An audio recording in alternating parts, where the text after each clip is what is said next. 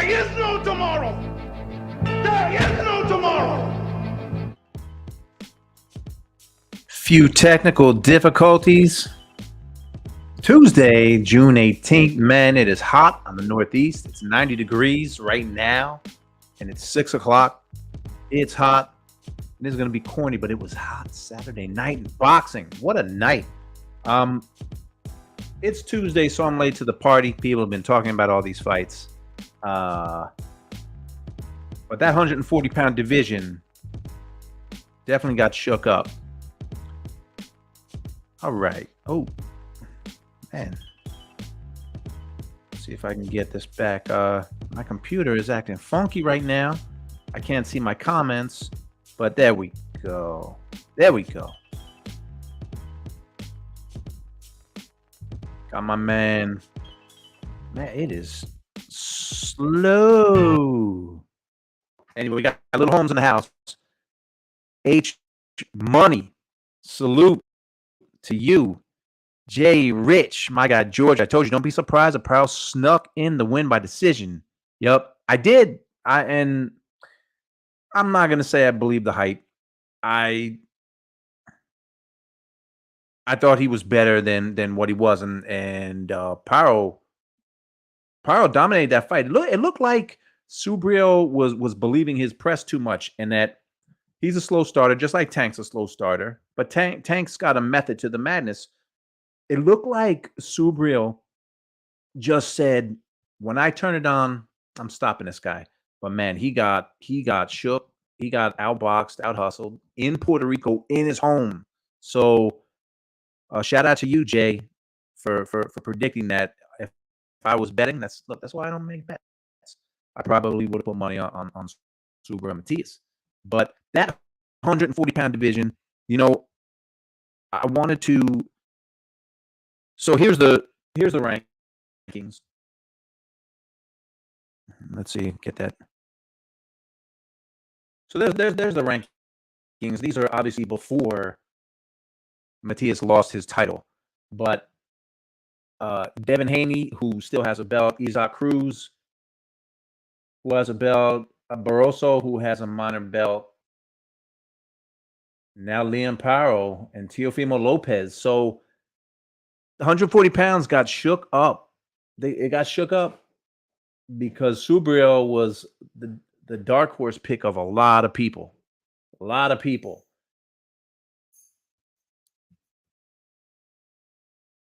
Andre Rodriguez, good evening, George. Sometimes I cannot listen to your live streams live because I'm in Portugal. Shout out to you, and I wake up at 6 every morning to work.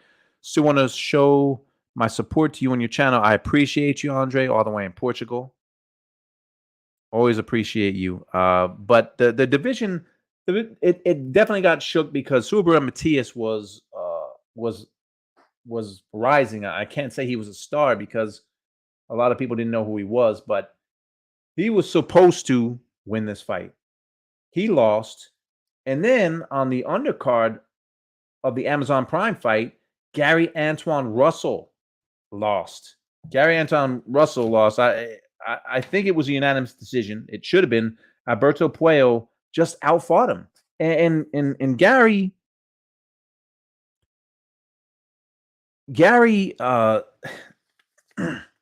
got talent. He came in at 17-0, 17 knockouts. But you talk about activity. One fight in 2020, one fight 2021, and it was COVID, so I get it. 2 in 2022, one fight in 2023, and then this fight, and he loses. So he loses, and he was ranked number 2 by the BC.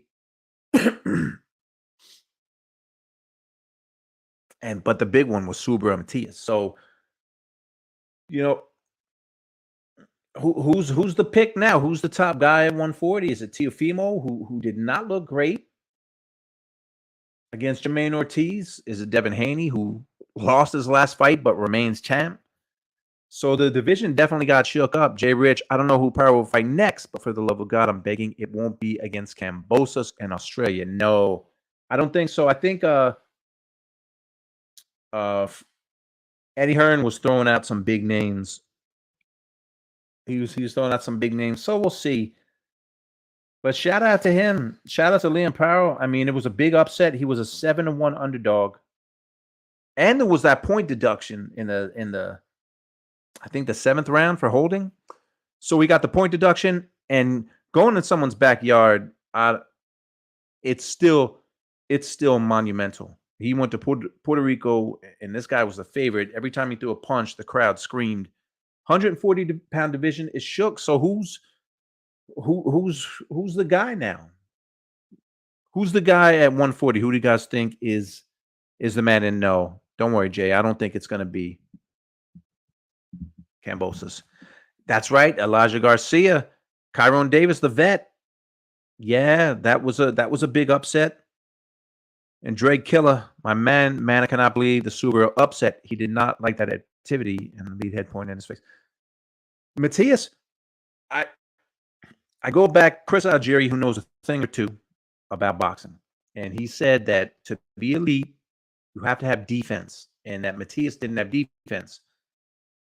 And Matthias just kept coming straight ahead, and he got outworked. And again, he seemed like he had the mindset that when I flip this switch, when I turned on, just like Tank said he was going to turn on after the first few rounds, and he did, and he fought differently, and he broke Frank Martin down.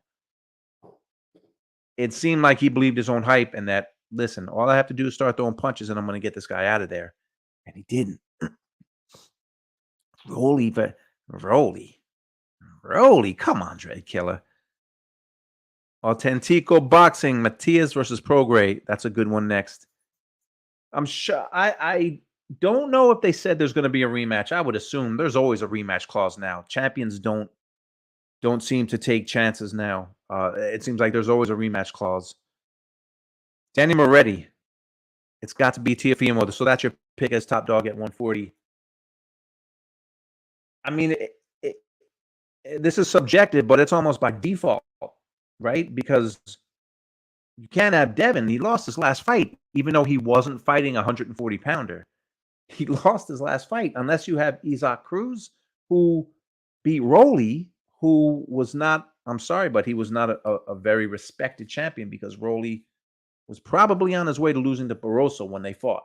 So 140 pounds got shook, and Tank looked great. I thought Tank looked great. He's got skills, and he's just got skills. You can't deny it. I don't really care about the pound for pound list. He's one of the best fighters in the game. He's the top guy at 135, and everybody, of course, they want to know what's next. He said everyone is on the list. Lomachenko is on the list, but you figure between him and Shakur, and a lot of people dump on Shakur because of his last fight. Shakur's got a fight on July 6th in Jersey. But if Tank fights Lomachenko, I mean, Teofimo Lopez beat Lomachenko 4 years ago. So how much credit is he going to be? Yes, Lomachenko's a champ again. He looked great against Kambosos. So he stopped Kambosos, something that Haney couldn't do, something that Teofimo Lopez couldn't do. Teofimo Lopez lost to him. So will he get the credit? It would seem he would have to knock Lomachenko out. The fight that I would rather him see is the fight that probably won't make more money, so they won't have it, but it's Shakur. It's Shakur, but the money probably isn't in that fight. And also, I heard that Amazon Prime did under 200,000 buys, which I don't know. It's funny. Some people seem to get these numbers awfully quick. Authentico, TOS to be the man. Still, he beat Taylor when he was the man. So maybe it is, but it's definitely Jay Rich, like you say. It's a carousel. I don't know who's the best. Haney won't last long, and how long will Teo stick around? So Isaac Cruz, I guess he's got the potential to reign longer, but I guess we'll see. My man Bruce, man, it's good to be back. I was, by the way, oldest son graduated college. Very proud of you, love you. On Sunday, so I was out in California. He went to school in California, got a bit of a sunburn. So I've been off YouTube, but I did watch the fights. So I watched the Benavidez fight, and Benavidez, now he says he's going back to 168. Can't hate on that. He said he had a lot of injuries going into the fight, but looking at these 140-pound rankings again, Devin Haney. Let's look at this, because Devin Haney, it was released that Top Rank was the lone bidder for Haney's fight against Sandor Martin, and Top Rank was the lone bidder. And Devin Haney's comment on X was, "Wow, Matchroom nasty work." So there you go. I don't think anyone is breaking down the doors to see that fight. Eddie Hearn thinks that he'll give up his belt, but we'll see. So Devin Haney was complaining, but 140 pounds, Sandor Martin's number one. Kenneth Sims somehow is number one. Richardson Hitchens, who's a good fighter, and Arnold Barboza. Barboza's 32, by the way, and looked really shaky in his last fight. Really shaky. So I like Hitchens. Don't forget you've got Catterall. Regis Prograis, who, I don't know, he's looking to bounce back. I mean, he was really dominated by Devin Haney. And you got Jermaine Ortiz, but then again, you've got guys that just aren't active. And Teofimo Lopez has a fight coming up that not many people care about. It's a stay busy fight, which is better than the alternative of not fighting at all. But I think most people would like to see him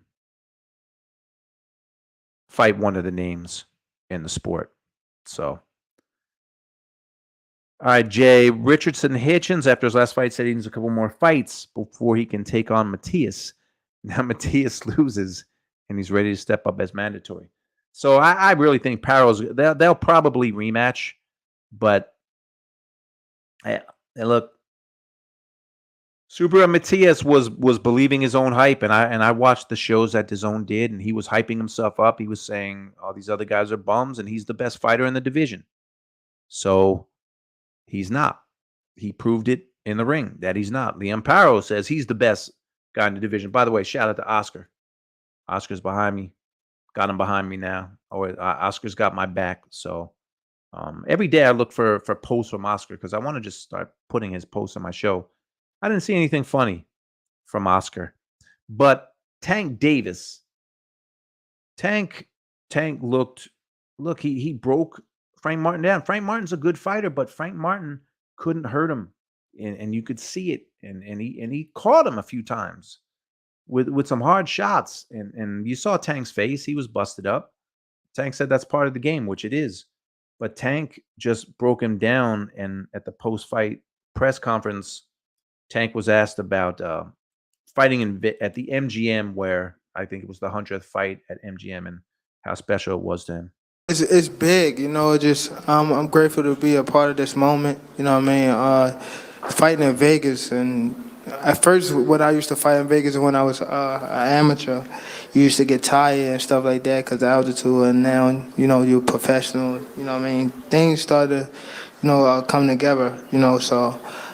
Just being a part of this whole thing, you know what I mean, fighting in Vegas, fighting at the MGM, just, you know what I mean, I'm grateful to be here for sure and be under the same builder as a lot of legends, you know what I mean. I'm definitely grateful to be in this spot today and just be a part of it, or just even right here today, just doing this, you know what I mean, this media run, you know what I mean, fire. I appreciate it for sure. So Tank Davis was appreciative, and Tank was, even though he blew up the arrivals, which I mean, I think only the people there care about. He seemed to be more animated with the press and with the fans. So, you know, maybe he's turning a corner and he's trying to just be more approachable. I've always liked Tank as a fighter, and I know you look at his record and he doesn't have the strongest resume. Doesn't mean he's not a great fighter. And he beat a really good fighter in Frank Martin, but Frank Martin just didn't have the power. He didn't have the power to make Tank pause, because Tank was literally just hunting him down. And you see it was like a switch that was turned after the third round, and he just came after him. Jay says, I've been crapping on Tank. I thought you said capping. Been crapping on Tank over the years, but I will cool down on the slander. That was a great win. His best fight yet to me. He even came in lighter than ever, still getting that KO. Yeah, he was 133 and a half, which is very light. Very light, and he's just explosive. The guy's explosive, and he's super smart. You know, he was asked a question. By the way, the post-fight press conference, man, some of these questions it sounds like they're being asked by little kids, like or high school kids or junior high kids. But anyway, um, somebody asked him if he thinks he doesn't get the credit of being a smart fighter. Anybody who knows boxing can see that he is a smart fighter. And I don't think he has not been getting that credit. And one of my favorite parts when he was doing the post fight interview, um, it reminded me of Tyson when Tyson was young because he was watching. He was going, boom. Oh, I hit him with that uppercut. Boom, hit him with. It's just like Tyson when he used to do interviews with Larry Merchant. He would do the same thing. So Tank looked good, man. It was a busy night on Saturday night and some upsets. And that Subaru and Matias fight, that'll be in the running for upset of the year for sure. And the Amazon card, it was a little long. The pacing was good, but it was a little long. JSF Shakur beating him though. He would be smart enough to not hang around on the ropes. I what's up, my man? Family, Mike Leonardo. What's up, family? Look, I'm always going to support Shakur just because I'm from Jersey and I'm biased. I'm prejudiced. I root for everybody from Jersey. So I think that's the fight to make. The fight that'll make more money, you would think, would be Lomachenko, and that's what usually happens.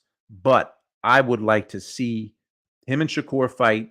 Shakur fights in less than a month, which I can't believe it's June 18th.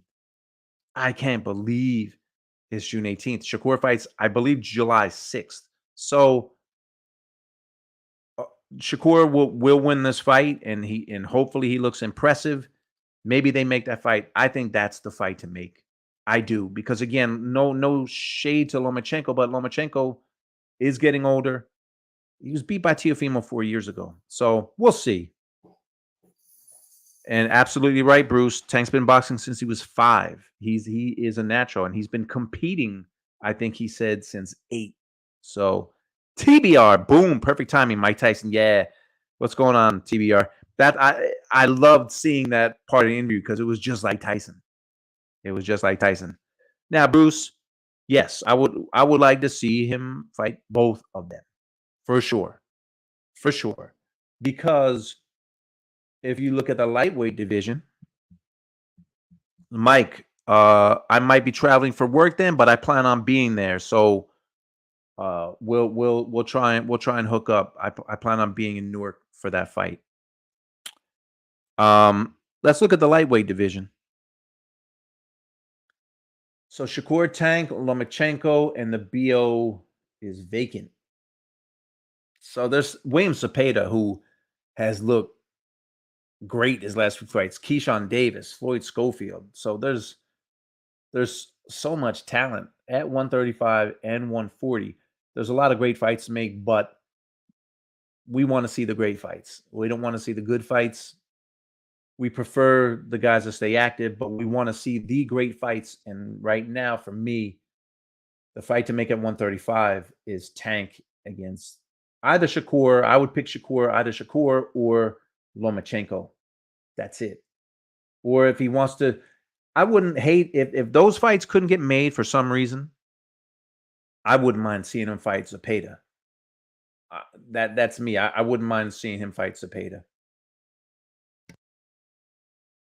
I think that's a good fight, but we don't want good fights, right? We want great fights, and there's great fights to make at 135. So there was a lot of action this week. I really don't like cards at the same time, but whatever, it is what it is. There's not really anything. It looks like there's nothing this weekend, and then next week you got Estrada and Rodriguez. I can't wait for that. And you got Teofimo and Steve Claggett. And then the next week you got Shakur and Artem Harutyunyan. So Artem. So there you go. So drip and sauce.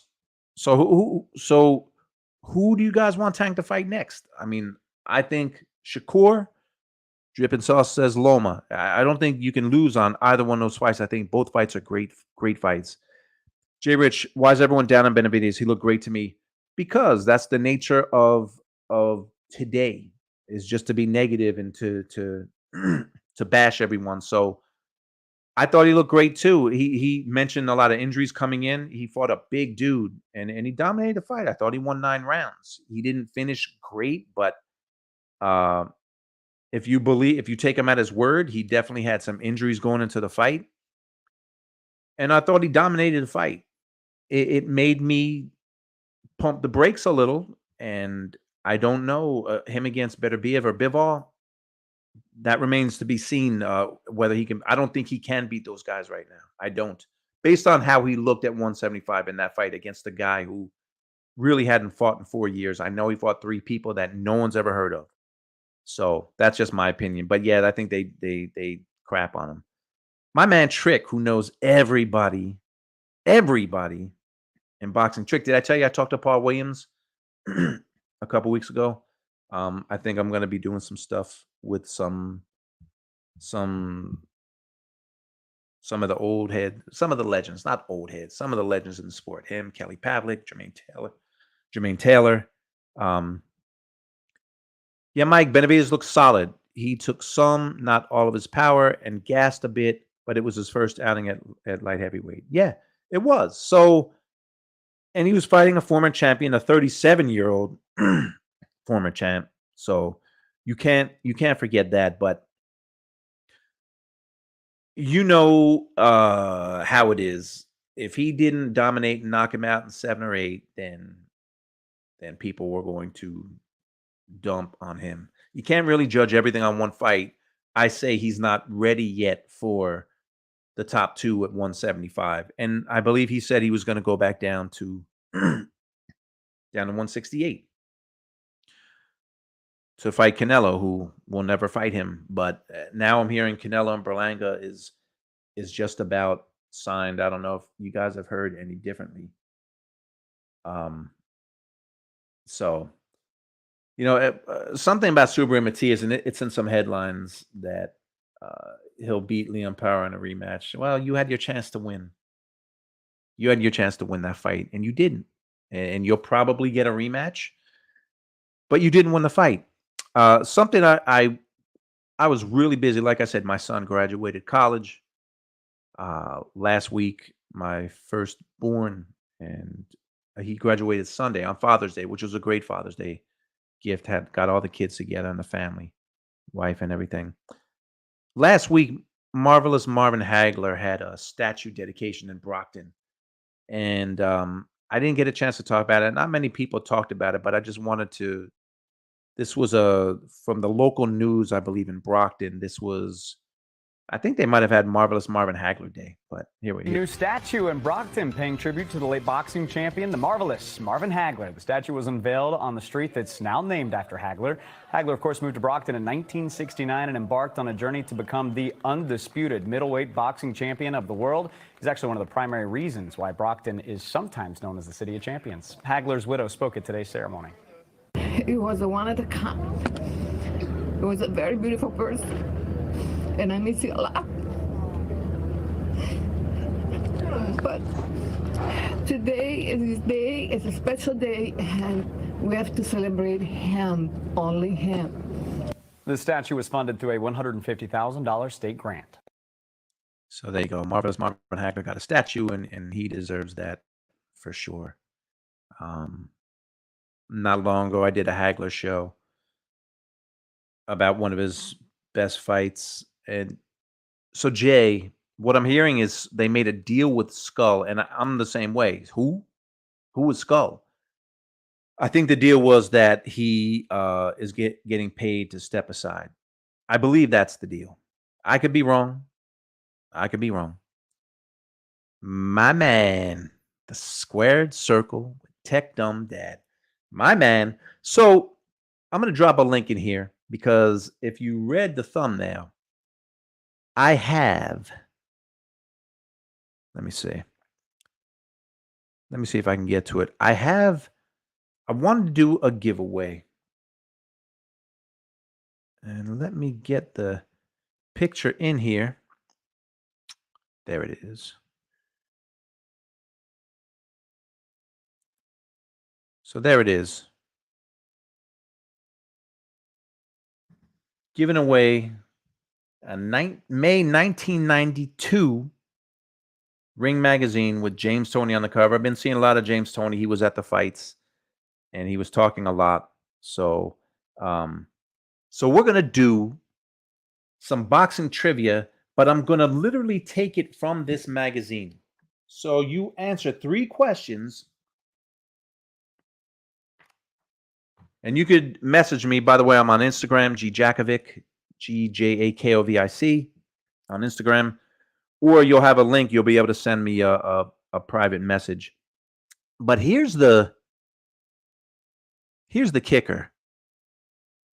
So the kicker is, if you want to win this magazine, and I'm just literally going to go through it, and you see it right there. You see the picture. You see it right there.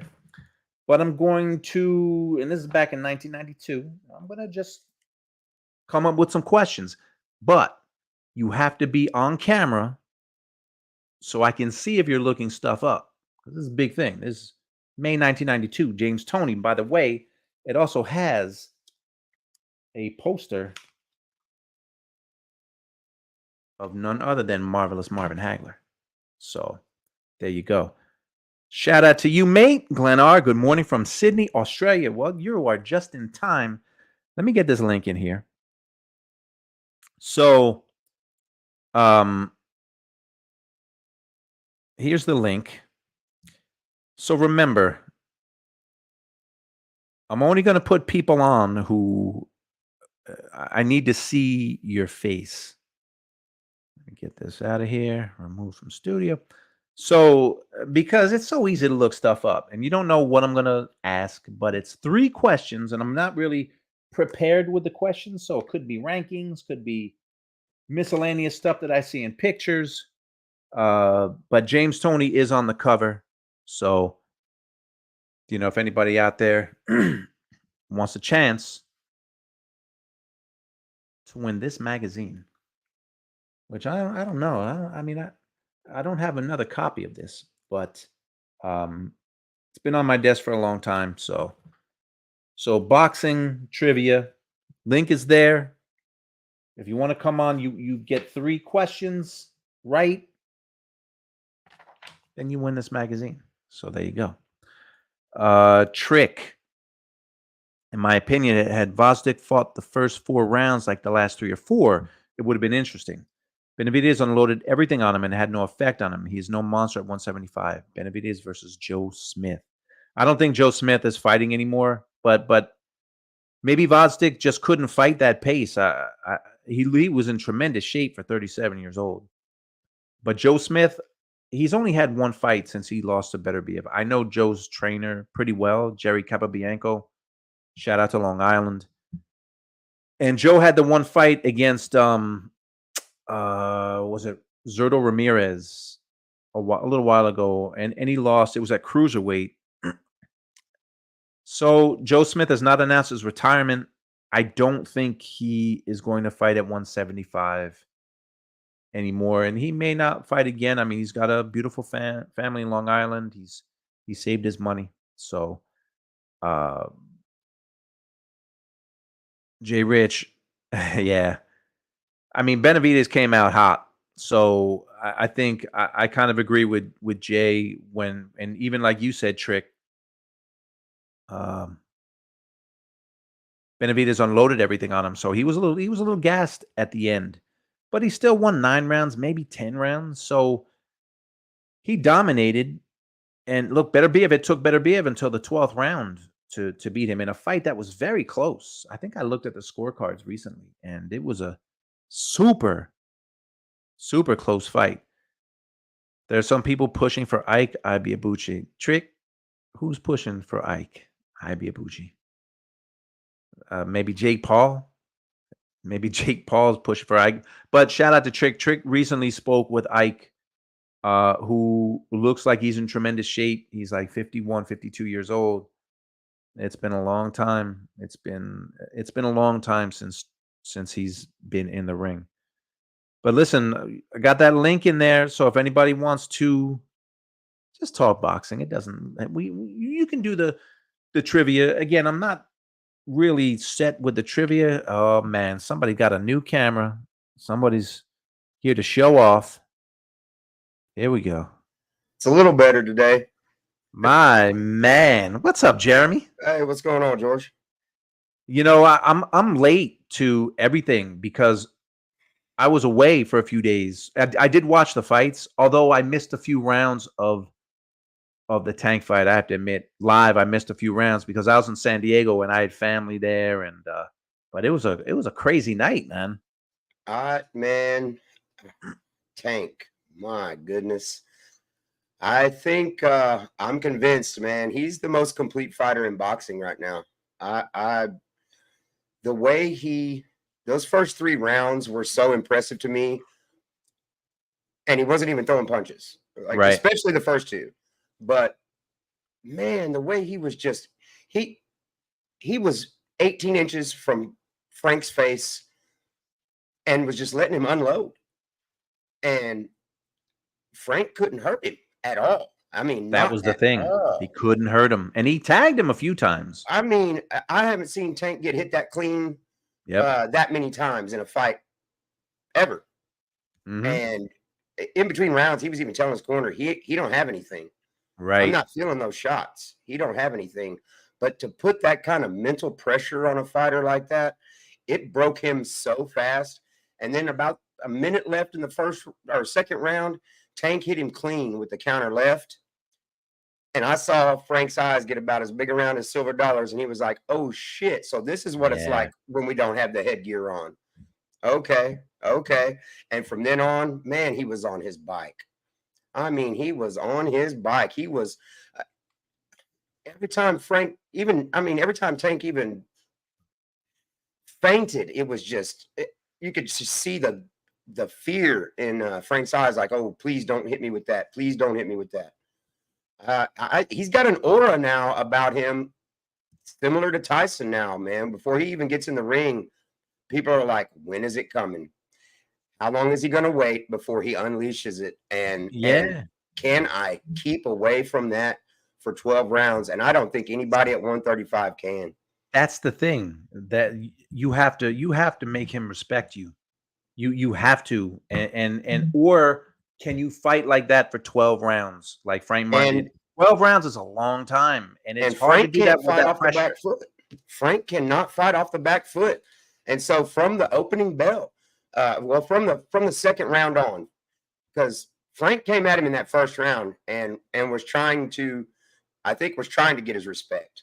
And Tank never backed up. I mean, he hardly ever even made Tank reset. It was just, and then he started dropping. Tank's hands were down by his knees, and he was walking him down. And I was like, I know. this is impressive. I mean, it was apparent he didn't respect his power just by what he was saying and by how he reacted when he got hit. So you don't do that. You know, when he fought Isaac Cruz, he hurt his, and Cruz we know has power, but he hurt his hand. So, but Tank, like when Tank fought Ryan Garcia, you watch that fight.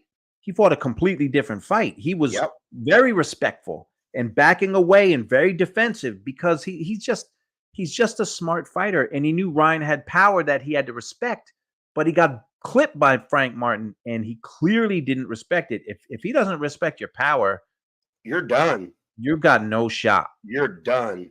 No shot. You're done. I think too, Tank took his time. I think he was playing with his food there in those middle rounds.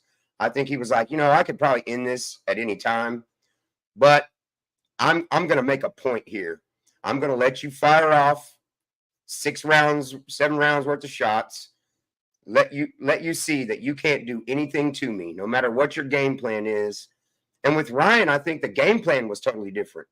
The game plan was Ryan gets overly aggressive, and Ryan sometimes smothers his punches because he gets too close. And just like he did with Raleigh, man. He walked Ryan jumped into the left hand just like Raleigh did. Yeah, and he fought like that with Raleigh too. He was very respectful. Yeah. I mean, very respectful of that power, and just figured him out, downloaded the information, and then ended the night. And, Tank said, after the Ryan fight, he said, yeah, he's got some pop. The power's real. He said the power's real. But I think it's a respect thing when it came to Ryan and Raleigh, but it was also, well, this is how I got to do it. I got to let them get overconfident in their power. I got to make them think I fear it, because that's whenever they get overly aggressive, and that's whenever they'll jump into my left hand. And I just think IQ wise, we got to start talking. His IQ is through the roof, man. And that's a dangerous combination. The IQ and the power and the boxing skill. And don't forget about the boxing skill, but the defense. Just please stay active. Like if he fights Lomachenko or Haney next, awesome. I don't care. I mean, I would rather see him fight Shakur. That's me. But I don't care. Like, fight the big fights, but stay busy. Fight Zepeda. Fight that. Just stay busy and keep fighting. He said everyone's on his radar, but I just don't want to. It's June. I hope that he has another fight before January of 2025. I'd like to see him fight September or October, November, maybe October or November. Get Loma. In the meantime, I want to see Shakur and Frank. I want to see those two go, and then let's see if Shakur is ready. If he can do what Tank did to Frank, which I think he beats Frank. I don't think Frank has a chance against Shakur either. But I'm not sure Shakur's ready for this Tank yet. I think he needs to step up his competition for a couple of fights, and then maybe he can get Zepeda. I'd like to see that. Well, the problem with Shakur, I mean, not many people are looking forward to his next fight. I mean, I plan on going because it's in Newark. It's only an hour away from me. He's gonna dog walk that boy. he should. Should. He's supposed to win that fight. Well, let's see what happens. I just want to. I'm just greedy. I want to see Shakur. I want to see Tank fight again. I want to see him fight soon because me too. He's in his prime, man, and he's getting better. And unlike you look at Tank's record, and I know something that I can't stand in boxing about a lot of boxing fans. Everybody, they're in one camp or another, and they shit all over one fighter for whatever reason. Tank, if you want to nitpick, he doesn't have the best resume. There's a lot of better fighters he could have fought along the way. Yeah, absolutely. But Frank Martin is a good fighter. And he took him apart. And he looks like he's getting better. And look what he did to Izak. And now that Izak's a champ at 140. With one hand, it makes all those wins look better. It makes the Barrios victory looks a lot better now. Barrios too. I forgot about Barrios. Yeah. So I think his resume has aged kind of like a fine wine. Now that we've seen these guys get in the ring and do what they've done after fighting Tank, it makes those wins look better. It really does. I think especially the Barrios and the Pitbull fight. The Pitbull fight to me is his most impressive win. I think this Frank fight is number 2 though. Yeah, he looked spectacular. And Jay Rich says that Bob Arum said Tank versus Loma should be November-ish, I think, before the year's up. Hopefully Arum and PBC can do business. I hope that would be. I don't care. If it's Shakur or Lomachenko next, I'm fine. I don't think many boxing fans are. Why hasn't that fight already been made, Bob Arum? You got both guys. Come on. Somebody brought it up to me. Dr. Boxing Talk and I were talking last night, and he said Bob Arum has been protecting Loma from Shakur because he thinks he knows Shakur's not going to stick around for the long term. So why would he let Shakur beat one of his main guys and then leave and go somewhere else? And the way Bob's handled Shakur, I wouldn't blame Shakur one bit for leaving and going somewhere else.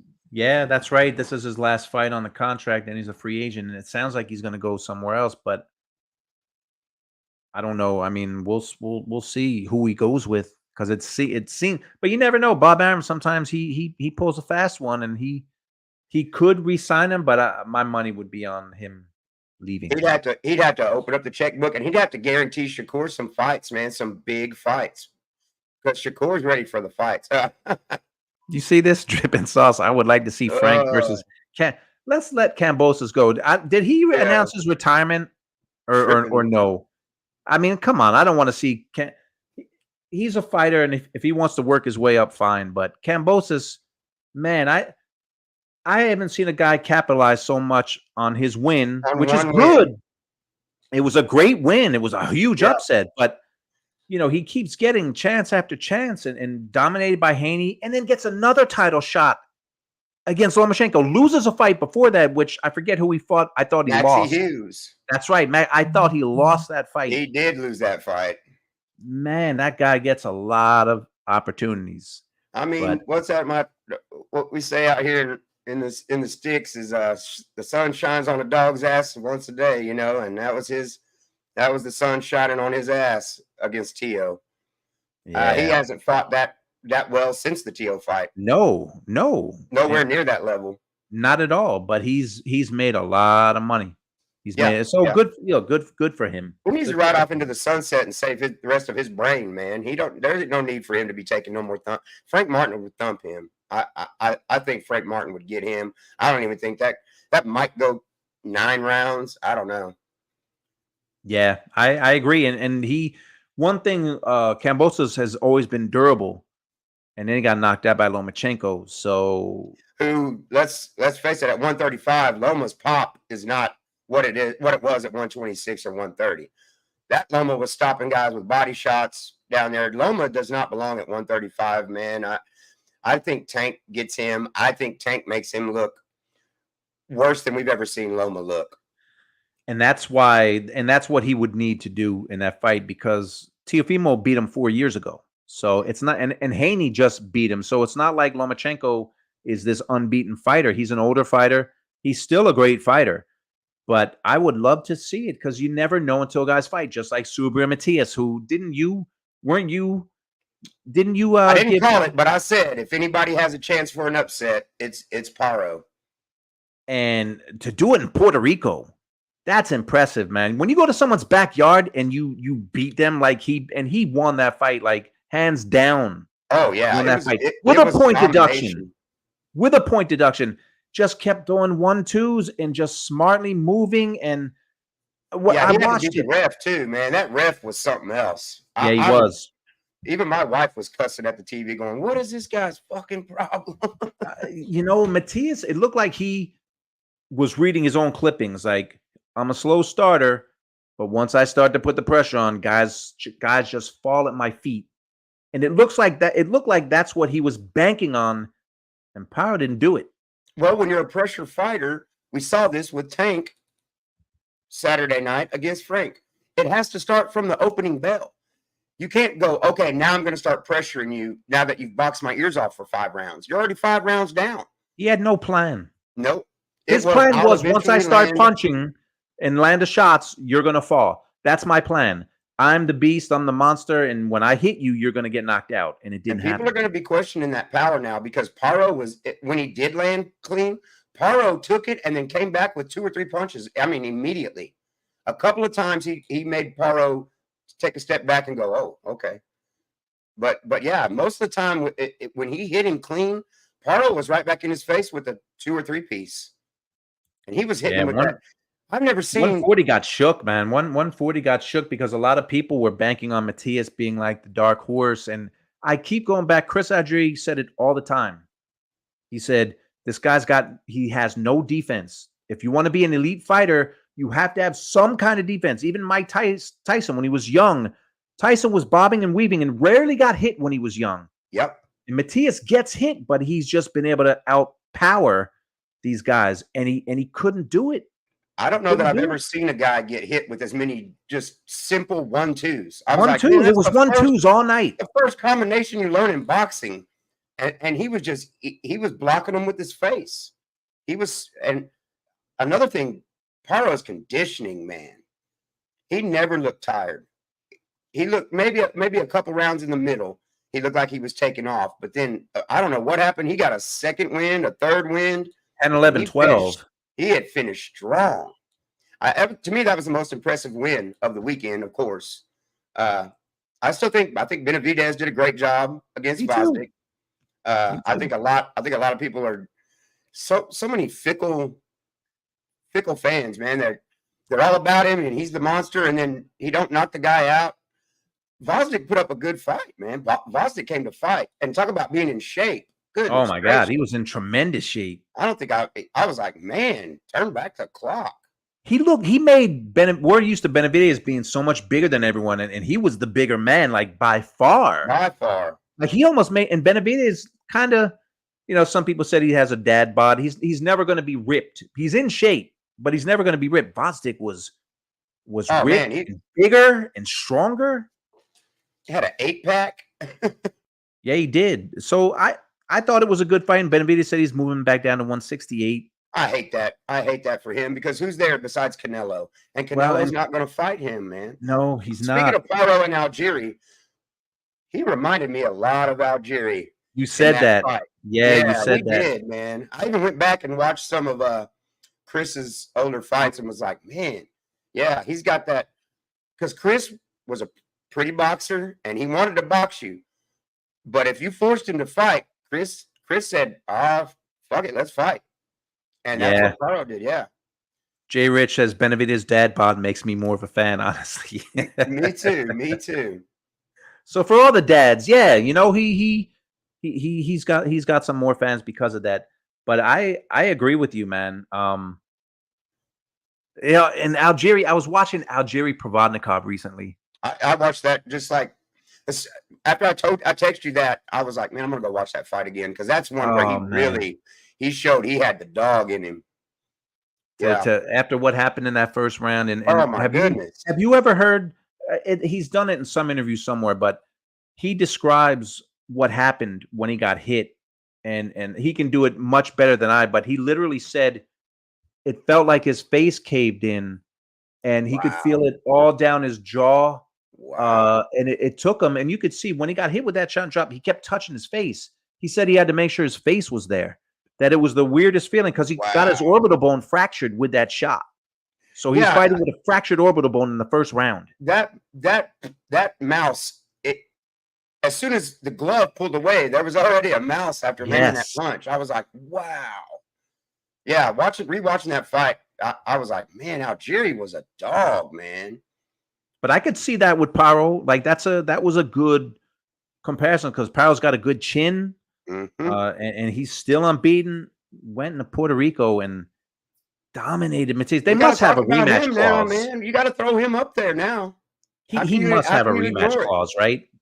Did they? I didn't see the post-fight interviews. Did they talk about a rematch? I've seen both. I've heard that there was no rematch clause, because I thought, well, that kind of makes sense, because, Paro doesn't have a big name, even though he's an undefeated fighter. He doesn't have the name that Matias and all these other guys at the top of 140 do. So it would make sense for Matias to be like, nah, I'm going to clean your clock, and then I'm going to move on to the next. We're not doing no rematch. But I also heard there was a rematch clause, so I don't know. I feel like the promoters or Eddie Hearn, like, even if they're quiet about it, it's a rematch clause if the guy loses. So I would be shocked if Eddie Hearn didn't have a rematch clause if Matias lost, that he gets that fight. I'd watch that fight again. Me too. I'd watch that fight again in a heartbeat. I think it would be different. I don't know that the outcome would be different.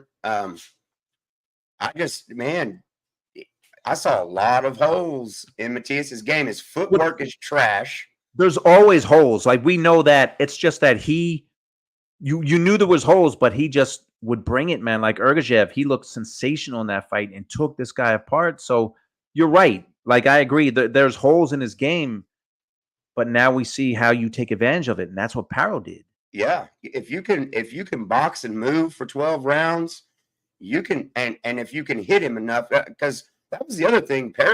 Paro's power kind of surprised me, because he was resetting Matias with 1-2s, just hitting him with the jab straight, and Matias would completely have to reset and then try to stalk him down again, and Paro would fire that 1-2 again, and man, it was a hell of a performance. It really impressed me. Yeah, it was. And now this guy, he's got a belt, man, and he's he's in the mix in one of the best divisions in boxing. He Him- really is. I'd watch him fight any of the guys up there, man. Haney, Shakur, any of them. He deserves it now. You got to give him somebody else. You know, Well, I guess he's got to get through the rematch first. Steve Claggett. I've wondered why he's getting a shot at a title. And no, to all the Steve Claggett fans, sorry, but I'm not excited at all. I never even heard that. I'm going to be honest, and I'm a boxing junkie. I've never even heard that name before. I've seen some highlights. I've never seen him fight a complete fight, and he gets a shot at the belt. So, well, you know how these governing bodies are, these sanctioning bodies. They're like, oh, yeah. They're giving him. They're lobbing the ball up to Tio. well, Claggett. I mean, Claggett is. Oh man! See, I'm looking at the rankings, and I hate the organizations, but Claggett's the 10th ranked contender by the WBO. So whatever. I mean, it's a stay busy fight, and that's okay. It is okay to have stay busy fights. Yeah, but you it's- better look good. Well, especially after Ortiz, he's got to look good. And Jay said, what happened to Teofimo calling out Terrence Crawford? Before he fought Jermaine Ortiz, he was calling out Crawford. Haven't heard that. haven't heard that talk since then. Yeah, Tio's a clown for that one. There ain't no way, man. You're not that guy, Tio. You're not consistent enough. First of all, Tio's got to show me that. I think his biggest problem is you can frustrate him in the ring, and if he gets frustrated, everything goes out the window. He just stops giving a shit about the fight, and he starts looking for one shot, or he just takes his foot completely off the gas. If you can get inside his head while you're in the ring, you can beat Tio. That's all it is. I think he gets frustrated, when he can't do what he wants to do to you. And if you can hold him off from doing that kind of stuff for 4 or 5 rounds, you get in his head, man, and he thinks he can't do it then. I don't know. Way too I up and think down. he's overranked. I think he's overrated because we haven't seen the kind of consistency from him, like, winning multiple fights in impressive fashion. He has like one really great fight, like he did against Loma, and then Right. he looks like trash for 2 or 3 fights. He wins, but he looks like garbage. And then he looks great against Josh Taylor. And then he looks bad Yeah. against Jermaine Ortiz. So whenever you Steve can Claggett, string, I didn't realize Claggett was 35. He's Oh, my 38-7 with 2 draws. Canadian. he's got some pop, apparently. He's 38 with 26 knockouts. That's not a bad knockout ratio. But I like, mean, this record is just littered with guys, for the most part, that I've never heard of. Wow. Okay, well, that's he's ranked next for 10 Tio. by who? Who's got him ranked number 10? The WBO. The WBO has this guy ranked number 10. That's boxing. I mean, he fought 4 times last year. He fought, all right. Well, he fought Miguel Madueño, Carlos Sanchez, Alberto Machado, and Rafael Guzman Lugo. So there's your number 10 ranked contender, and he Wow. is getting a title shot. Wow. That's- I did like the press conference after the Tank fight. Tank was making me laugh, man. You could tell he's different now. I think this time off, he really matured a lot. That's what he said. I believe it too. Yeah. I also want to say he looked like he was in the best shape I've ever seen him in a fight too. Tank did. He was a wasn't- pound and a half under. Yeah, and I think that helped. I actually think that helped. I think sometimes he comes in on fight night, he got in the ring sometimes, and he's a little bit too beefy. I think Tank is natural 135, where a lot of these guys we've been watching, they're not natural 135 pounders. Yeah. The Haneys, the Garcias. whenever Regis was down there. They're not natural 135ers. And I believe that with Tank. I don't care if Tank ever fights at 140. Do I want to see him fight those guys at 140? Well, yeah. But we're talking that division. When you talk about that division, the average height in that division goes up by like 3 inches, 3.5, 4 inches of the average height of the fighters. And Tank is 5'5.5", y'all. We need to stop with this. Next thing you know, you'll be hearing, oh, now you can move up to 147. It's just like, come on, man. Chris Algieri is 5'10". He was 5'10", which is pretty big for a 140-pounder. 5'10". That's a tall, rangy 140-pounder. That's huge for 140. Man, so there's no real. I mean, nothing's coming up this weekend that's big. So I think next we have have a fight on Friday, right? Yeah, there is a fight on Friday. And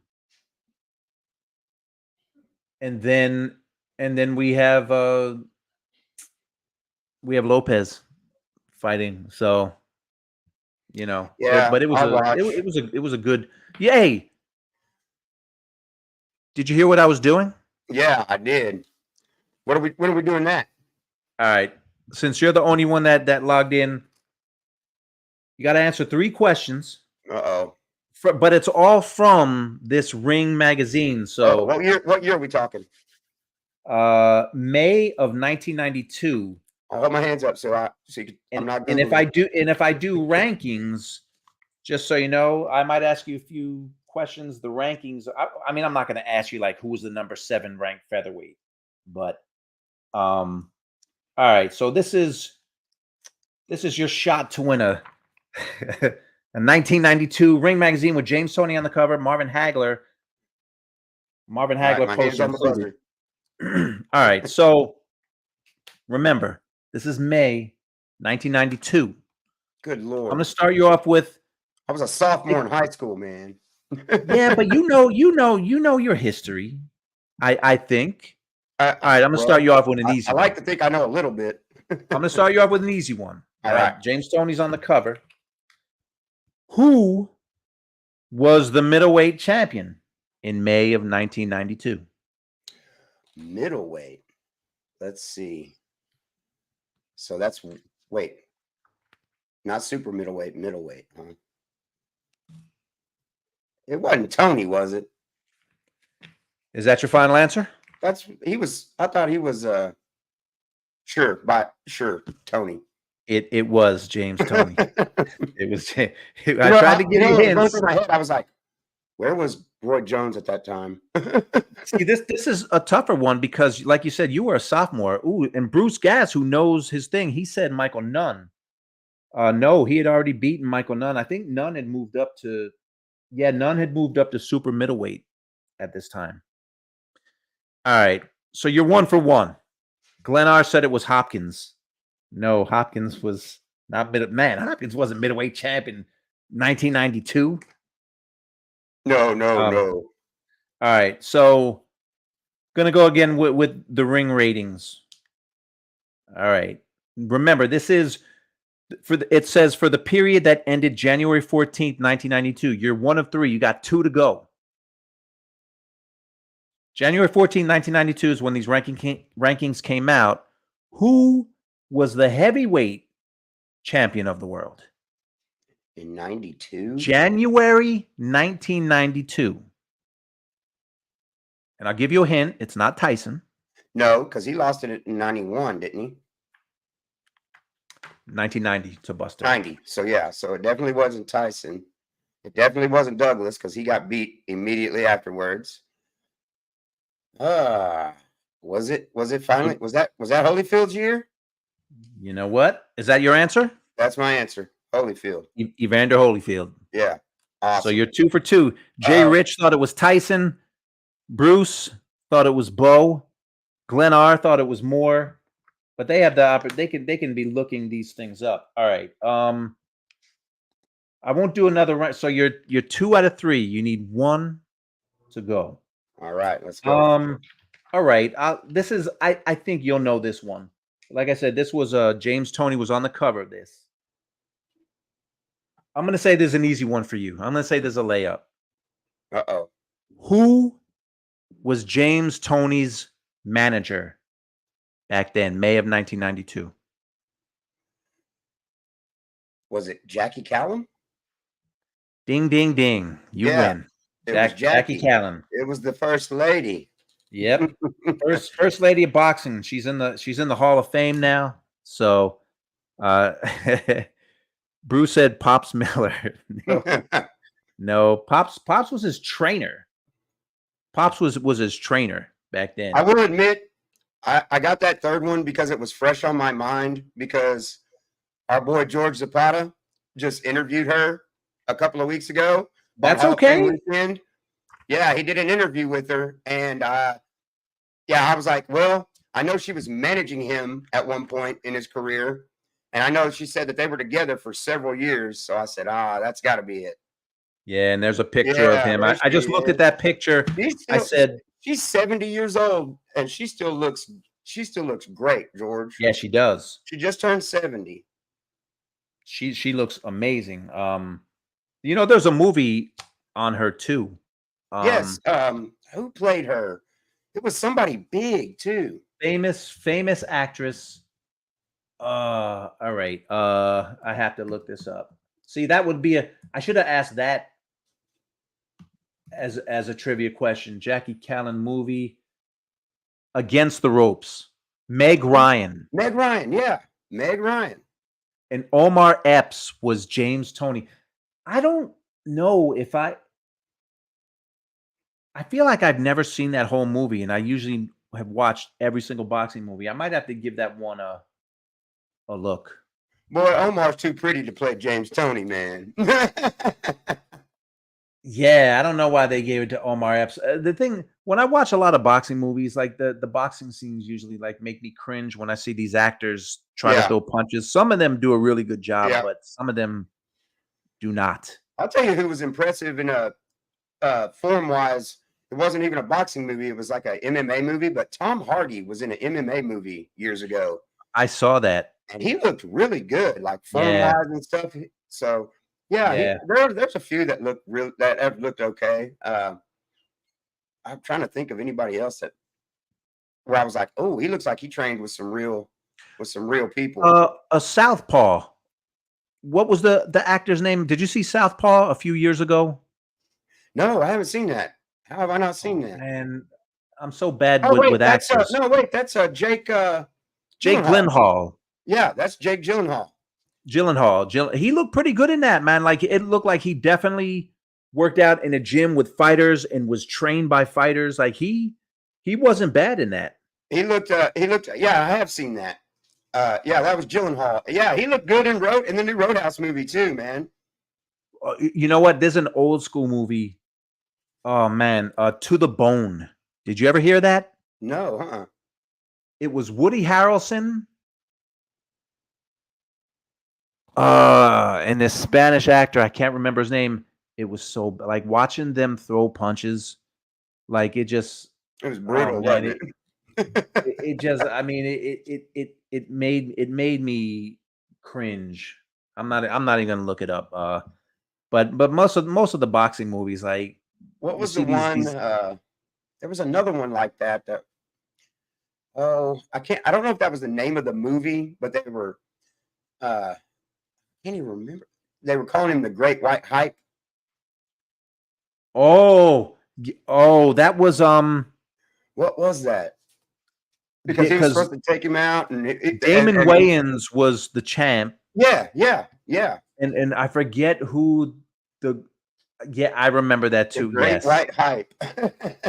Yeah, I mean, a lot of these movies, man, like when they start, like Mark Wahlberg, he was decent. He looked okay. He looked okay. He looked like at least looked like you can handle yourself. I'll tell you, like going back to Rocky, Carl Weathers, man. Oh no. Wow. Carl looked like he trained with Ali for about 6 months. Yeah, he really, and I know it's acting and camera and but he had speed and he was good on his feet and he could move. He looked like that jab. He looked like he threw a stiff jab too, boy. That jab was a stick. So I'm gonna have to watch Against the Ropes, man. I'm gonna have to see how Omar Epps looked as James. Pretty hard. James Toney, one of the all-time greats. It's. I'm sure they did. He didn't get the job based on his boxing skill. It was more on his acting skill. Did you check some of the interviews of him this weekend with him? I did. That's why I'm giving James this cracks away. me up, man. You know what? He's I so was- funny. He is funny, but man, he dumps all over this era. But he was respectful. Like I saw he did something with Caleb Plant, and he knew who Caleb was. He was like, this guy's a good fighter. But he's pretty funny when I mean, can't he just wait. I bashed. can't wait to talk to jump in a chat with Zytel, because Tony was making fun of his haircut. He said, "What are you doing with this hair, boy?" He said, "What is this? What is this? What is this haircut?"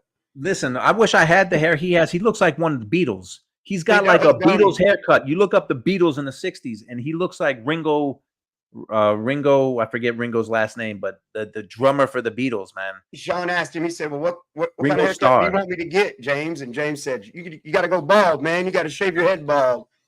And Sean said, "That would not look good on me, man." I'm gonna end this soon, but my James Toney, I interviewed him before he fought Ruiz for a heavyweight wow. belt, and it was in LA, and I was in his promoter, the late Dan Goosen, in his office. So we did the interview there, and we shot with him for a couple of days because he was training with Freddie Roach, and he's super vulgar but super funny Oh man, he's hilarious. all the time. I mean, hilarious, like joking with you on camera, joking with you off camera. It was a fun couple of days, but I will say, like, it's tough to hear him talk sometimes because he had a lot of fights against big dudes, and his speech is different than it was 15 years ago. It's hard to understand him sometimes. I got to rewind and go, "What?" Yeah, Yeah, and he don't does. forget he had that fight against Razor Ruddock not that long ago. A real fight. He shouldn't be fighting anymore, but he's an all-time great. Neither should Razor, man. No, No, neither one of them. man. No way. But look what you won, man. Just text me Man, your that's address. so cool. I'll You're be the claiming that. inaugural winner, and you got yourself a James Toney Ring magazine from May of 1992. And I'm telling you, the poster, it's awesome because it's Hagler. Oh wow. Uh-oh. Yeah, the wife's gonna be like, "You got more memorabilia?" Yeah, see, mine is like, oh, good, you're giving stuff away. So, but it's a good magazine. All right, brother, I'm gonna jump off All because right, I did man. over an hour. But congrats, man. I appreciate it, George. I'll get a hold of you. But yes, shoot me a text. But I'll be on again this week, man. We'll have to talk some more. Although there's I'll not be too ready. much, there's always something to talk about. Just no big fights coming up. I'm sure we can find something. We'll find something in history to talk about. I still want to do a debate on greatest Hall of Fame class. I think that'd be a cool show. I'd like to go through all the Hall of Fame classes because I'd have to go. Yeah, I'd have to go through that. That's a good one. I'm gonna go through some classes and come up with a list. Because I'm sure there's some from back in the day that are just unbeatable. Yeah, that's a good topic. All right, brother. All right, man. I'll holler at you, George. All right, talk soon. All right. My man, Jeremy. So it's been over an hour. I like to do these in an hour.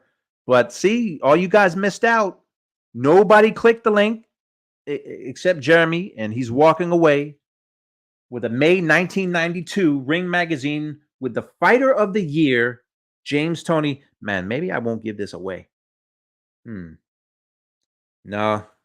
man of my word. So he's going to text me. He's got the magazine, but and somebody asked me, Adam said, who do I think the best is at 140? It's not, I think Teofimo by default. I don't think it's Haney because of how he looked against, he fought against a guy who cheated, in my opinion. But